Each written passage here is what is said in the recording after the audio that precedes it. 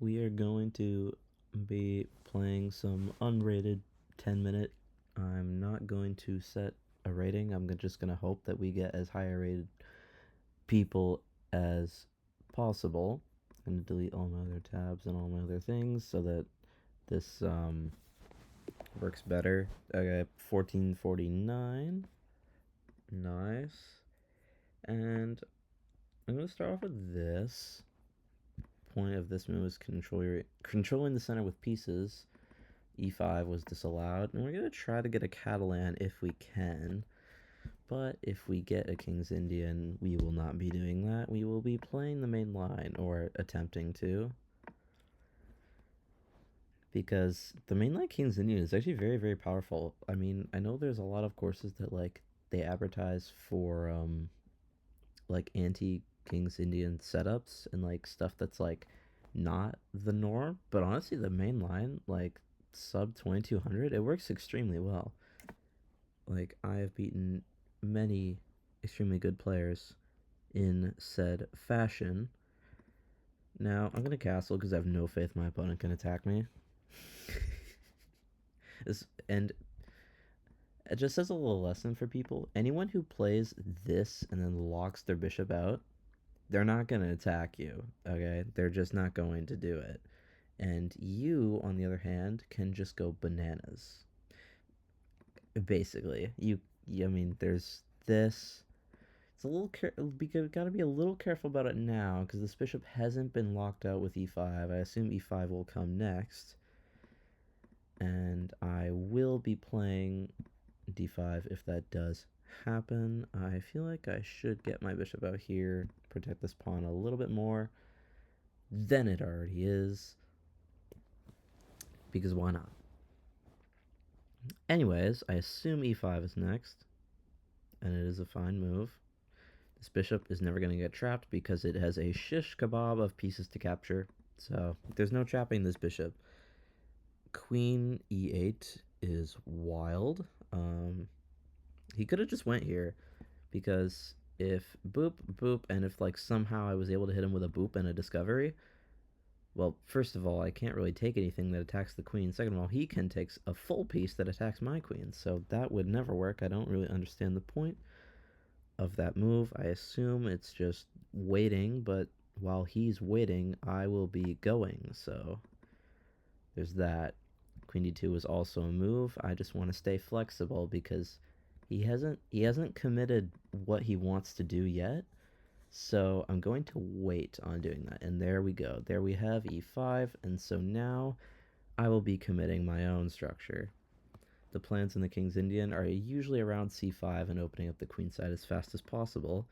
Meanwhile, black tries to attack on the king's side, but this bishop is here, and it really should not be here. It should be back here, and this knight potentially should be there. Here is fine, but yeah, this individual is mixing up King's Indian plans, and while he is mixing up plans, I am. Okay, he wants f5 now, but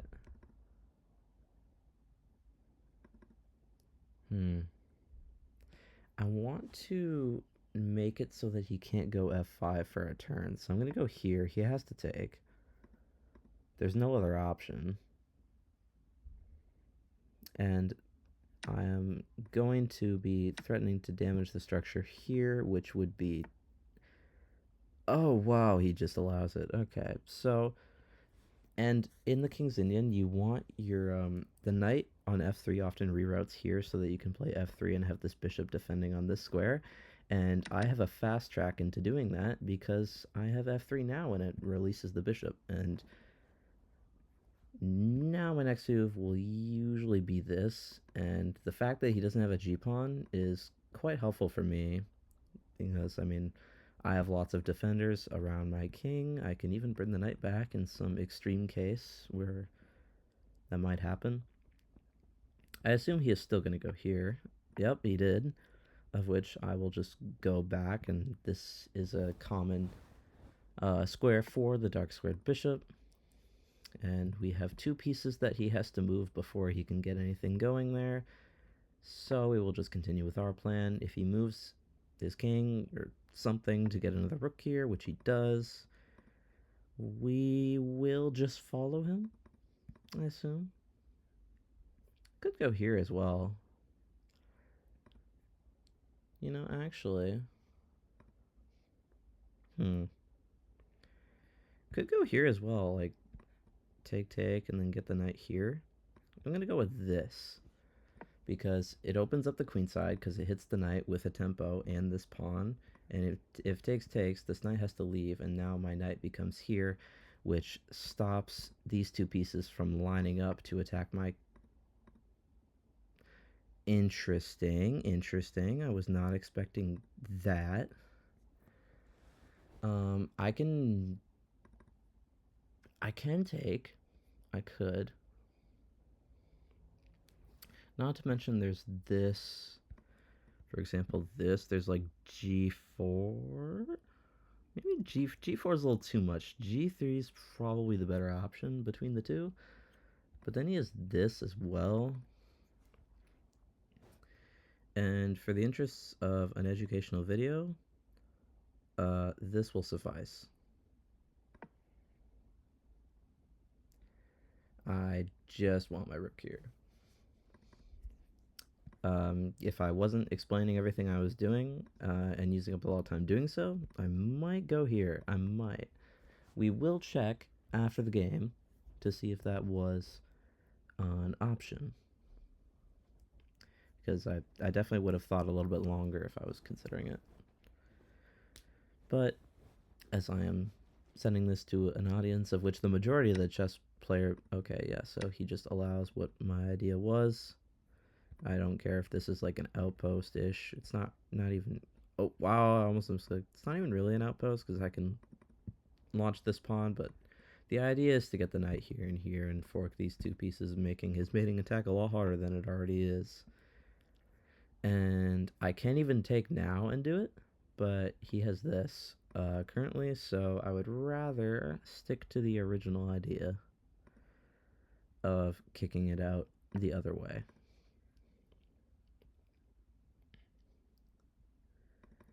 And of course, if the bishop moves, it does. This is it's pretty simple. I did not swear. Well, I didn't try to. Not exactly sure what the idea is of this. I assume he wants to go here, so let's just stop that and do what my idea was. Just get the knight here. And later I will attack this with the queen, and if the rook goes here, I will... Stop misclicking, bro! I will attack it like this. This doesn't really matter. I can, like, go, I mean, here. Really anywhere that defends this as well. Knight is also hanging once again, and could eventually be trapped. We'll see if we enter that kind of thing. There is also some potential ideas to try to trade off these bishops, because it is actually kind of a nice defender for me. I mean, if these two bishops were off the board, I feel like his attack would be slightly easier, because he can try to double the rooks and then maybe sack here and get the queen in there as well. But again, these are things that take like 8 moves to accomplish.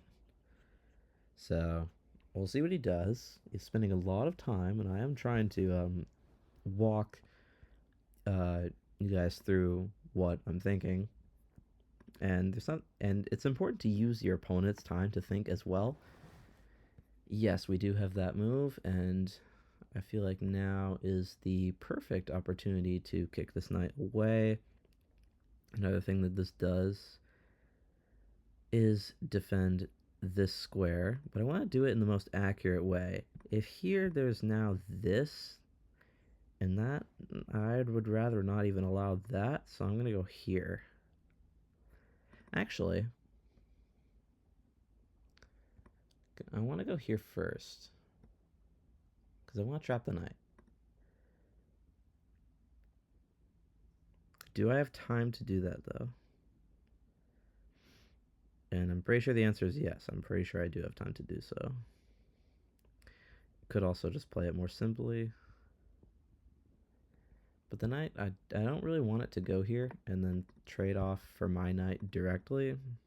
It can go here, but I was planning on maybe taking with the bishop, and I want my queen here as well so that I can take with the bishop, and then this is not really that big of an issue. Because I don't really want to allow anything like this, and I mean, going king h1 is also nice. I just didn't want there to be any knight sacrifices that my king wasn't covering as well.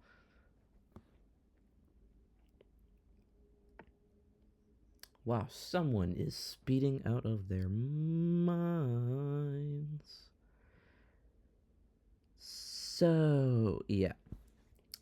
First thing that I would honestly look at is like queen takes here, because in the King's Indian there are lots of nut sacrifices, so they're all worth briefly glancing at.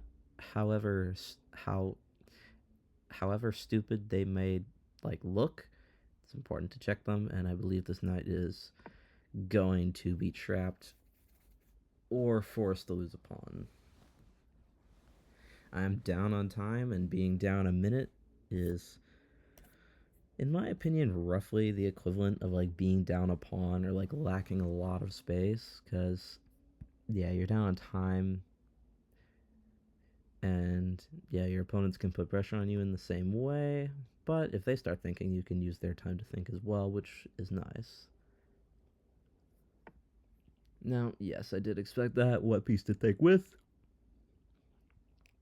It doesn't really matter. You can also take this to deflect the queen away, and then take like this so that you have more time and like tempo to do that. And honestly, we will do exactly that. Actually, because if I take this and here, and knight takes here, the knight can't move with a check or a tempo that actually threatens something, so we can go here. It can go here, but there's no mating threat. My bishop covers this, not that. So there's no mating threat, and he doesn't try to do it, so we're fine to do it. And if the check obviously happens, if the check happens, I obviously have to take that, and then I will just go push, make a passed pawn, and GG's. Now, yes, there is still an attack here, and I would probably start with that just to make my attack a little bit easier so that, you know, you can stay a little bit more flexible with putting a rook on this square. I don't like having these two pawns pushed at the same time, but sometimes it is necessary.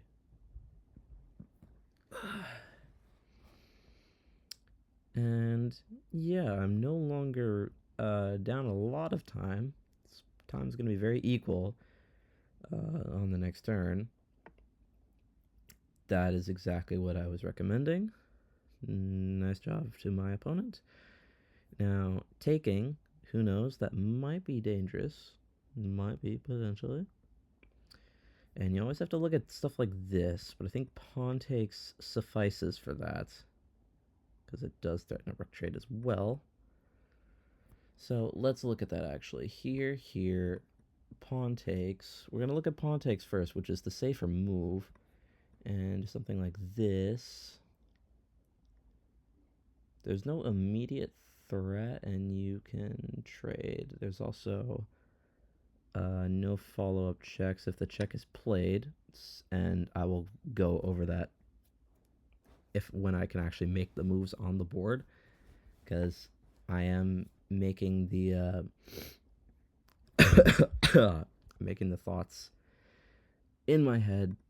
So, and obviously here, just walk away from the discovered attack.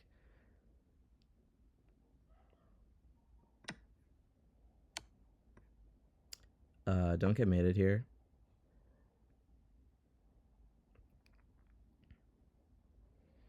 Yeah, I did. I should definitely have not taken that pawn. I'm realizing that now, but there's not like a win here, I don't believe.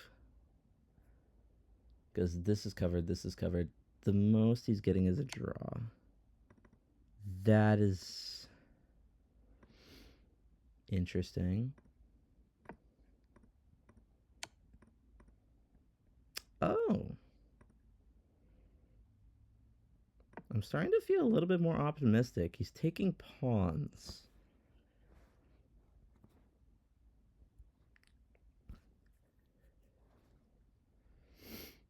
Starting to feel a little bit better. I mean, it's still a draw completely, but who knows? Obviously, you can never block with the rook here.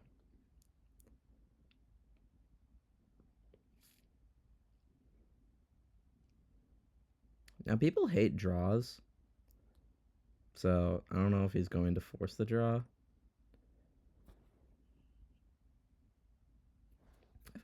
Have I lost this guy before? I don't know. His name looked familiar.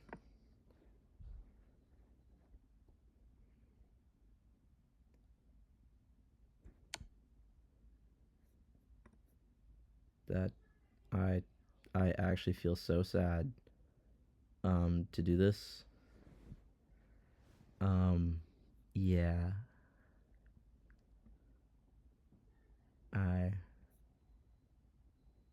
I almost want to offer him the draw, cause like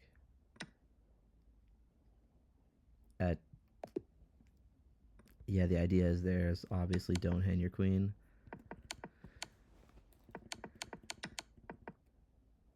Wait, that was mate of 4?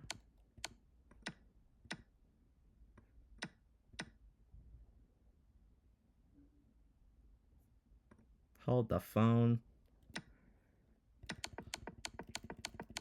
I'm very curious as how that was made of 4. Queen f3, yes.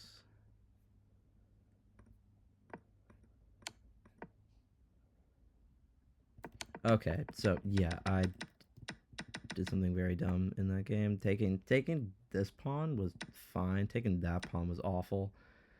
What I should have done is either do this and engine saying rook a2. Honestly, I might have played that after thinking a little bit more, but the opponent does not do that. And honestly, this is kind of a lesson in never resign, because like he could have resigned here because his position was so terrible, and I could have resigned here after making this dumb decision, after not thinking and talking. So yeah, I mean, this is very hard to spot. This is a little bit more easier to spot, like with the draw here. Just don't ever move your queen here, which is what he did. He didn't want to repeat moves, which is what he was like doing. He didn't want to repeat. And of course, if you ever move the rook, you get mated. You just get mated either way. Anyways, that will be it for that. I kind of do want to post this because it makes me look like an idiot. See ya.